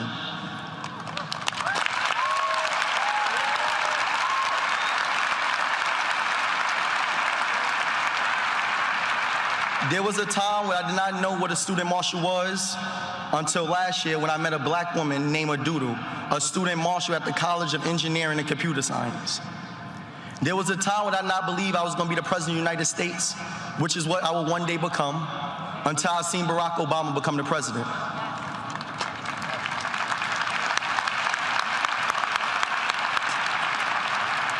My presence today will stand as a symbol of inspiration for the Black people who hear this speech will be able to see themselves in the position I am in and aspire to do the same. I challenge my fellow graduates who are not of color to be mindful and intentional with the stories that you share, normalize, and teach your children. For those stories are used to formulate a preconceived notion of who we are based on the narratives you teach and the environments you expose them to. I challenge my fellow brothers and sisters to also be intentional and thoughtful about the stereotypes we normalize and perpetuate amongst ourselves. James Baldwin once stated that if the world does it to you long enough and effectively enough, you begin to do it to yourself. You become an accomplice to your own murderers. We must ensure that we do not become that accomplice and use our platforms to empower one another. To Syracuse and to Newhouse, I challenge you all to take accountability for the trajectory the media has taken. It is not one we should be proud of. For if we take pride in being the #1 communication school, we must also take ownership of the leaders and content creators for the media we consume, especially as we produce those who are the head of the newsroom. So we are only a microcosm of what the world will become. I challenge us all here today to denounce the stereotypes we have of one another, for the problem with stereotypes is not that they are untrue, but incomplete. As the legendary Nipsey Hussle once stated, the marathon continues. Stopped it, and there's... That right there was definitely a strong speech by that brother, Matt Manning. Incredibly powerful, and his repetition, I thought, was extraordinarily effective. I mean, you know, it's not difficult, or what did he say? It's not difficult because of this reason, because of that reason. It was incredibly powerful, I thought. And I thought it was important for him to speak directly to Syracuse and to some of what apparently were some slights while he was there. What not only Black students endured, but I think it's important because I think it's important when we have events like graduations and other spaces that are supposed to be full of pomp and circumstance for people to speak truth to power, because one, that's when you have the largest audience, and two, that's when you have people listening most intently. And I think he masterfully used his platform on that day. So kudos to this young man. See, this is why Neon Bay in the control room, y'all can pull it, the video of the young girl in Philadelphia who high school graduation, and she does a slight dance around the stage, and this principal decides he's not going, the principal decides that they're not going to give her her high school diploma and ushered her off the stage. And now she's demanding an apology. The school district has said, look, there's no formal policy, and this is a thing that I'm just so sick of these people, Niambe, who do not understand what graduation is about. It is not about the adults. It's literally about the people who actually have graduated. I'm not tripping if somebody dances. I'm not tripping if somebody hops. I'm not tripping how it's a joyous time, but it's also a serious time. So whether it is this type of speech, whether it's when folks are just excited about graduating, I just think so many adults are just screwing up graduation because, frankly, many of them are assholes. Well, listen, the young woman you're talking about in Philadelphia, I mean, they did this in the name of tradition, right? And they're being penalized because people in the audience snickered when they danced across the stage. So it was just some rule, and again, about tradition, that no one is supposed to make any noise, which I think is crazy and ridiculous, particularly when we are talking about young people, some of whom this might be the last time they ever have this opportunity. This might be the first time someone in their family has experienced this kind of joy, as the young man intimated in his speech from Syracuse. So I think all of these efforts to police children of all stripes are really about, notions of decorum and all of this. It's a graduation. Yes, there's a moment to be somber, but it's also a celebratory, joyous moment. And I think all of these calls, I mean, and even if you came up with something like, well, you don't want people screaming because you might not hear the other person's name. Yeah, we get that. But these moments weren't that. And yet you still find people who will say that it was right to humiliate this young woman, or that this young man, he said the right thing at the wrong time. And when is the right time to celebrate what you've accomplished? When is the right time to call out these institutions that are graduating our children and sometimes holding those same children in contempt? I think these are the things that people don't really want to talk about, so they deflect and talk about decorum and talk about tradition and talk about all these other things instead of what the core of it, what the substance of what that young man was saying. And really, this young woman did something that was totally inoffensive, but it was a violation of tradition. And Jesse, and look, and I think that, a lot of people will remember those words, and the reality is what you now see, how that video has now gone all across social media. It will touch some young person, some young brother who does not believe that they actually can do what that brother has done. Well, not just touching young people. I feel touched. I'm hoping that he has a law school application somewhere in the stack, because to have the courage and the poise to be able to deliver such a poignant message at a time when all eyes are on you, I think that that's a skill that he can really use to move forward in anything that he chooses to do. And I think it's far time that we allow the fullness of Black expression. I am a double HBCU graduate. I went to FAMU and North Carolina Central University School of Law. And we understand that at graduation, people are overcoming so many different obstacles that the rest of the world tends to want to ignore. And as a result, the graduations are very, very festive, and people will exercise the fullness of their celebration because we understand what each other has been through. And we also understand what has been done for us to get us here.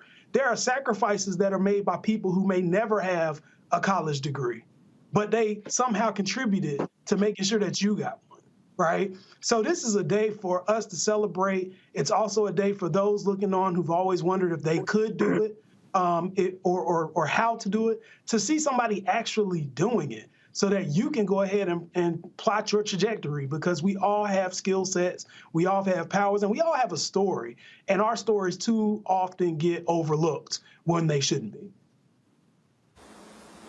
Well, Jesse, he's not going to law school. He is a broadcast digital journalism graduate. And so we clearly know what area he's going into. So shout out to my alpha brother. Fantastic speech, Mr. Pierre. And so look forward to seeing you out here. Got to go to a break. When we come back, our Education Matters segment right here on Roland Martin Unfiltered on the Black Star Network. Hatred on the streets, a horrific scene, a white nationalist rally that descended into deadly violence. White people are losing their damn minds. As an angry pro-Trump mob storms the U.S. Capitol, we're about to see the rise of what I call white minority resistance. We have seen white folks in this country who simply cannot tolerate Black folks voting. I think what we're seeing is the inevitable result of violent denial. This is part of American history. Every time that people of color have made progress, whether real or symbolic, there has been what Carol Anderson at Emory University calls white rage as a backlash. This is the rise of the Proud Boys and the Boogaloo Boys. America, there's going to be more of this. Here's all the Proud Boys, guys. This country is getting increasingly racist in its behaviors and its attitudes because of the fear of white people. The fear that they're taking our jobs, they're taking our resources, they're taking our women. This is white fear.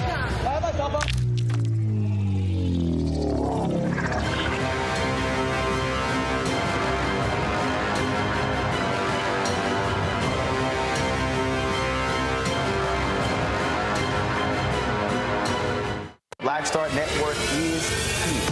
Oh, no punch! I'm real revolutionary right now. Thank you for being the voice of Black America. All momentum we have now, we have to keep this going. The video looks phenomenal. See, there's a difference between Black Star Network and Black-owned media and something like CNN. You can't be Black-owned media and be scared. It's time to be smart. Bring your eyeballs home. You dig?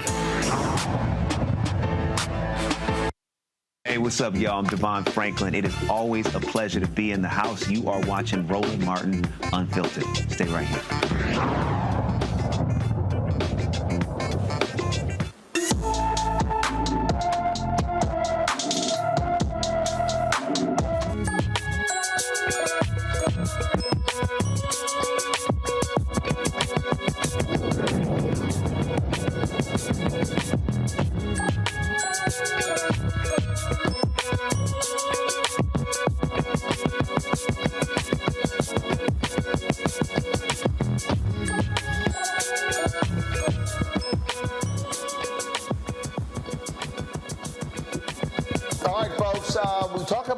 Education, we talk about the need to have more African Americans. You often hear people talk about STEM. What part of STEM in science is biology. So there is a new, not new, but there is an initiative that actually does that, trying its best to see more, to increase the opportunities for people of color, for young girls and others in this particular area. We're going to talk about that on today's show. And the thing, and here's a piece, and first of all, let me explain to people.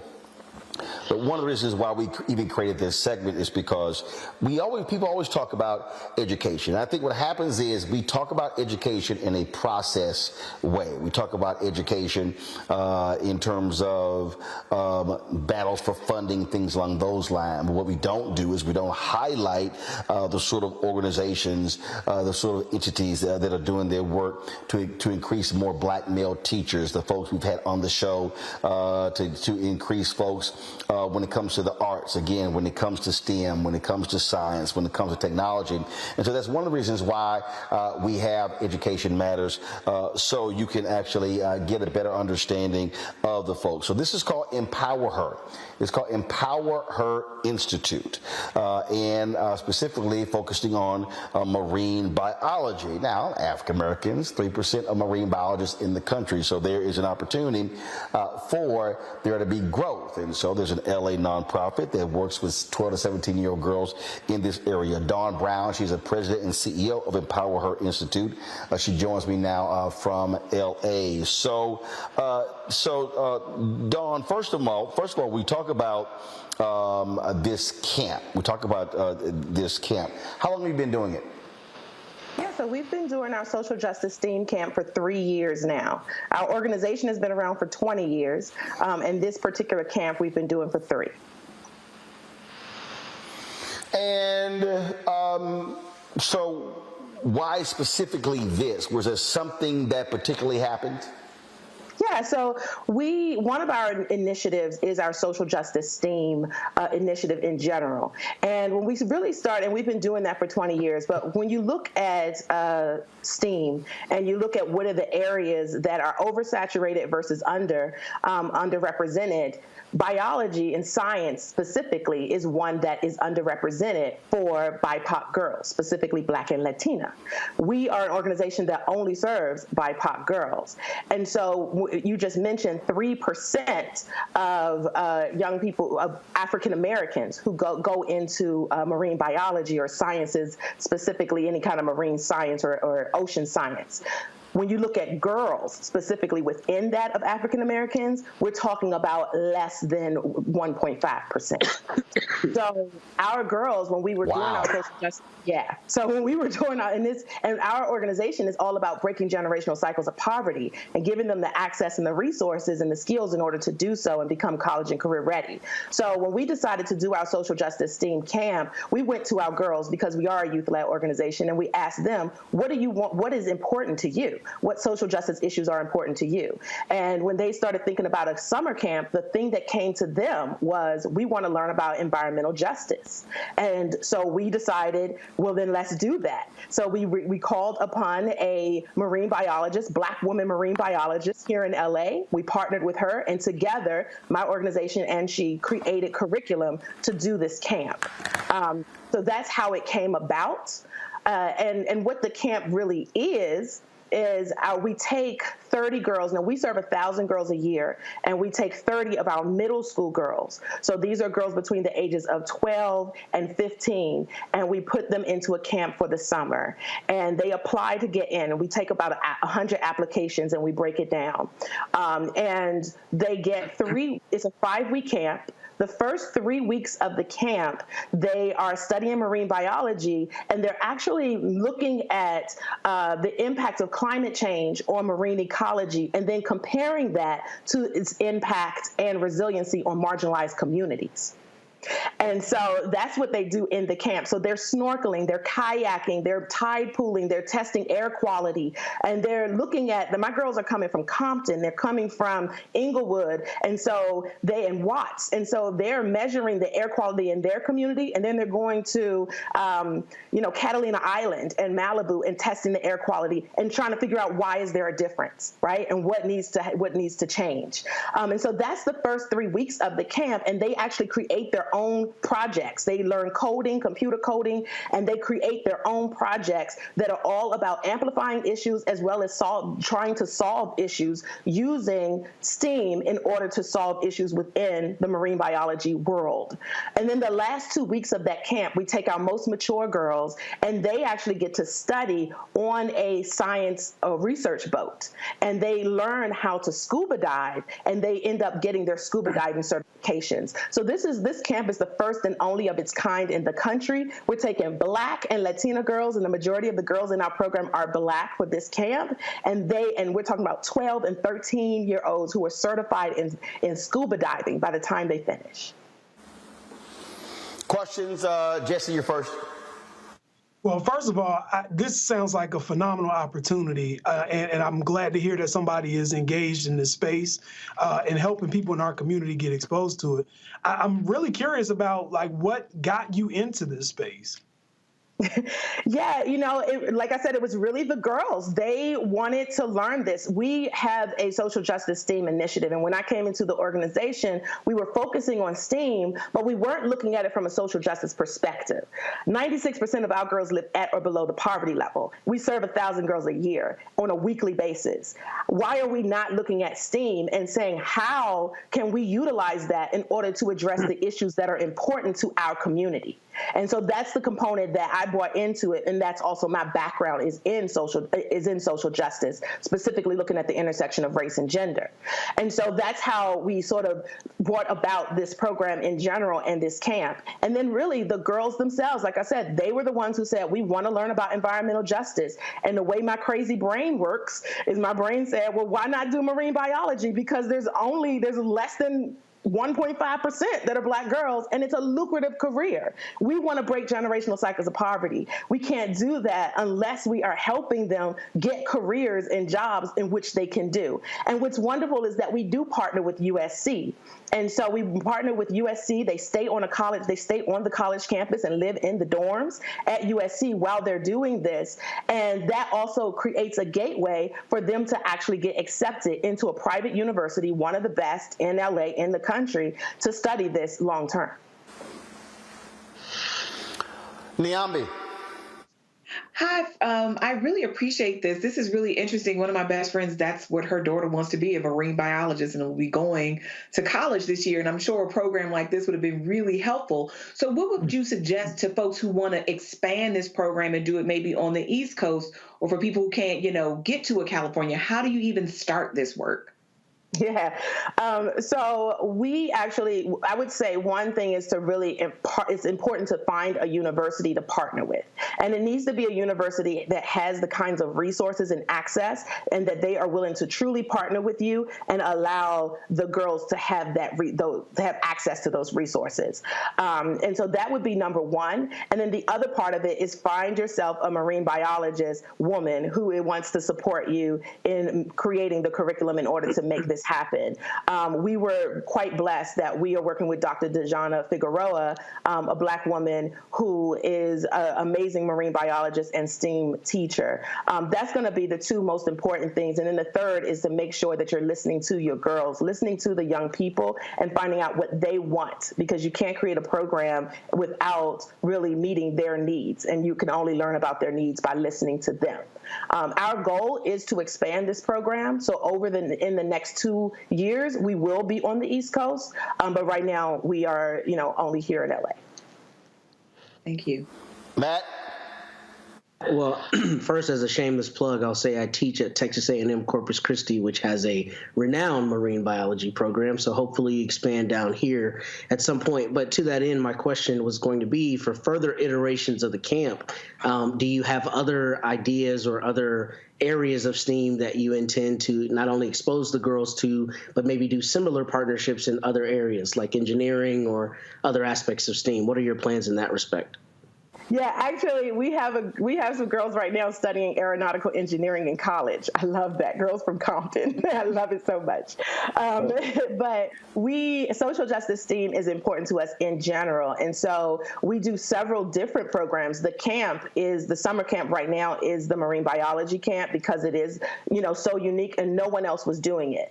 When you look at coding, it's so oversaturated right now that was an area that we decided we were going to teach our girls coding, but we're not going to put a huge focus onto that. And we're really trying to look at areas where we are underrepresented so that they can really get the big checks, right? And make real impact. And so engineering is definitely one of those things that we are, we have as a part. Robotics is a part of our program.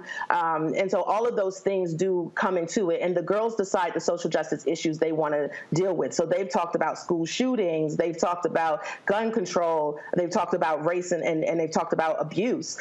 And then we create programs around what is important to them. So yeah, we're introducing various types of STEAM into our work and doing that, throughout the year with the girls.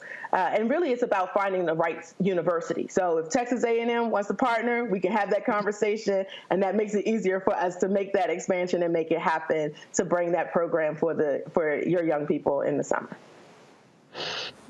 All right, Dawn, where can people go to get more information? So you can go to our website, which is empowher.org, EmpowHER.org. And you can learn all about our organization as well as this particular camp.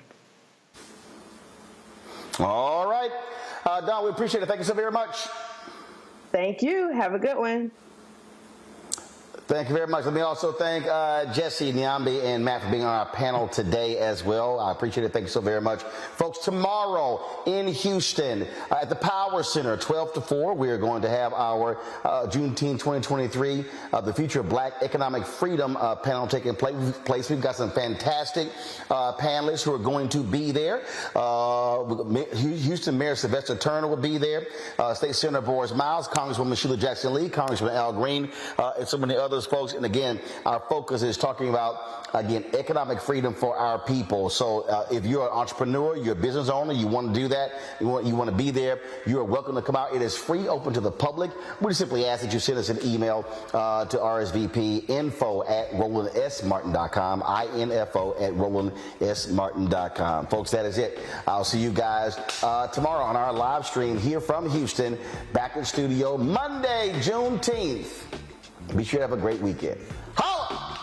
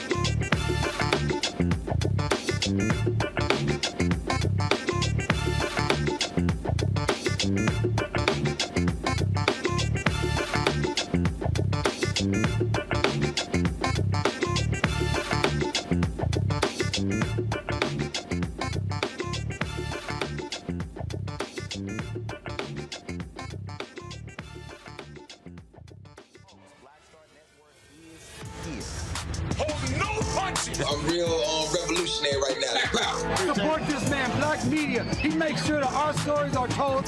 Thank you for being the voice of Black America, Roland. Stay black. I love y'all. All momentum we have now, we have to keep this going. The video looks phenomenal. See, this difference between Black Star Network and Black-owned media and something like CNN. You can't be Black-owned media and be scared. It's time to be smart. Bring your eyeballs home. You dig? Pull up a chair. Take your seat. The Black Table. with me, Dr. Greg Carr, here on the Black Star Network. Every week, we'll take a deeper dive into the world we're living in. Join the conversation only on the Black Star Network. Hi, I'm Dr. Jackie Hood Martin, and I have a question for you. Ever feel as if your life is teetering and the weight and pressure of the world is consistently on your shoulders? Well, let me tell you, living a balanced life isn't easy. Join me each Tuesday on Black Star Network for A Balanced Life with Dr. Jackie. We're all impacted by the culture, whether we know it or not. From politics to music and entertainment, it's a huge part of our lives, and we're going to talk about it every day right here on The Culture with me, Faraji Muhammad, only on the Black Star Network. I'm Deborah Owens, America's Wealth Coach, and my new show, Get Wealthy, focuses on the things that your financial advisor and bank isn't telling you, but you absolutely need to know. So watch Get Wealthy on the Black Star Network.